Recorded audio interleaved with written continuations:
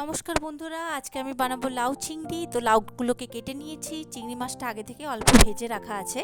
লাগছে হলুদ, লাগছে নুন, কাঁচা লঙ্কা, আর এটা পাঁচফোড়ন, কিন্তু এতে কালো জিরের পরিমাণটা একটু বেশি আছে, তেজপাতা, সর্ষের তেল আর চিনি। তো চলুন রান্নাটা শুরু করা যাক। এটা একটা বেঙ্গলি খুবই একটা ফেমাস রেসিপি। এটা খুবই ভালো লাগে গরম ভাতের সাথে পাতলা মসুরের ডাল দিয়ে খেতে। তো দেখুন, আমি কড়াইটাতে সামান্য পরিমাণে সর্ষের তেল আমি দিয়ে দিচ্ছি। তো সর্ষের তেলটা গরম হলে চিংড়ি মাছগুলোকে আমি ভালো করে ভেজে নেব। তো এখানে আমি আগে থেকে অল্প করে ভেজে রেখেছিলাম, তো সেই চিংড়ি মাছটাকে আমি আবার ভেজে নিচ্ছি।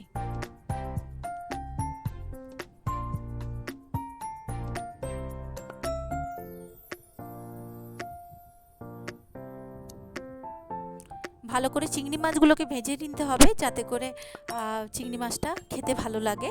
তো আপনাদেরকে আমি অবশ্যই বলবো যে এই রেসিপিটা খুবই সিম্পলের ওপরে, কোনো মশলা লাগে না, এতে চিংড়ি মাছের স্মেলেই রান্না হয়।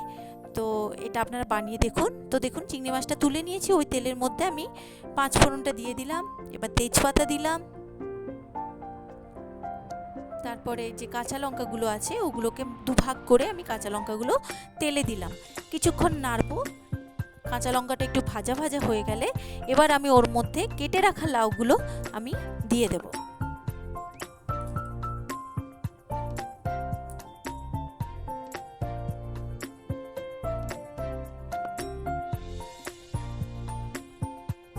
ভালো করে এবার লাউটাকে নেড়ে নিতে হবে।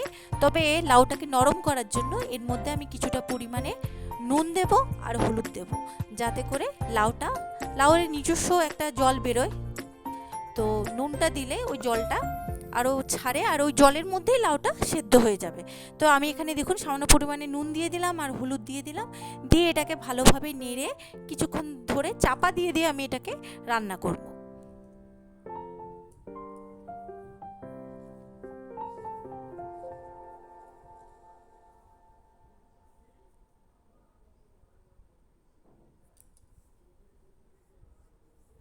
লাউটাকে ভালোভাবে নেড়ে নিলাম, নুনটা লাউয়ের মধ্যে মিশিয়ে নিলাম। এবার দেখুন, আমি একটা ঢাকা দিয়ে আমি লাউটাকে চাপা দিয়ে রাখবো। চাপাটা খুলে দেখুন লাউ থেকে নিজস্ব কত জল বেরিয়েছে লাউয়েরই। তো এবার জলটা মরা পর্যন্ত, মানে যাতে জলটা শুকিয়ে যায় সেই পর্যন্ত আমাদেরকে ওয়েট করতে হবে। আমি বাকি নুন, চিনি, মিষ্টি সবই পরিমাণ মতো দিয়েছি, আপনারাও চেক করে নিতে পারেন দেওয়ার পরে যে নুন মিষ্টির ব্যালেন্সটা ঠিক আছে কিনা। তো আমার এখানে ঠিকই আছে।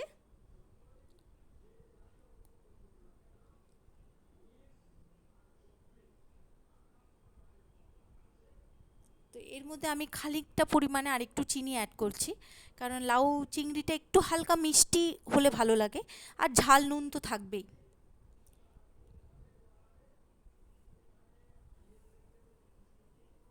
দেখুন লাউয়ের জলটা অনেকটাই শুকিয়ে গেছে। এবার আমি চিংড়ি মাছগুলো এর মধ্যে দিয়ে দেব।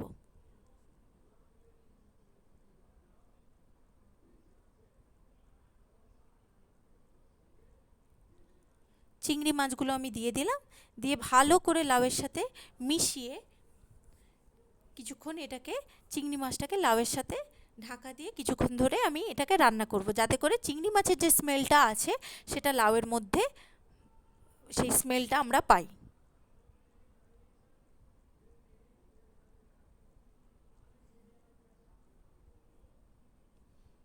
দেখুন আমার লাউটা হয়ে গেছে, জলটাও শুকিয়ে গেছে। এবার এই অবস্থাতে আপনারা চাইলে কিছুটা পরিমাণে অনেকে ময়দা ইউজ করতে পারেন। আমি এখানে কিছুই ব্যবহার করছি না, আমি নর্মালি রাখছি। তো আমার রান্নাটা কমপ্লিট। এবার আমি পরিবেশন করার জন্য আমি একটা পাত্রের মধ্যে এই লাউ চিংড়িটাকে দিয়ে দিলাম।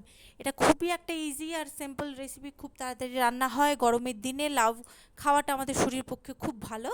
তো আপনারা অবশ্যই বাড়িতে বানিয়ে এটাকে ট্রাই করুন। দেখুন আপনাদের অবশ্যই ভালো লাগবে এই রান্নাটা, আর খেতেও খুব টেস্টি লাগবে। গরম গরম ভাতের সাথে এটা পরিবেশন করুন।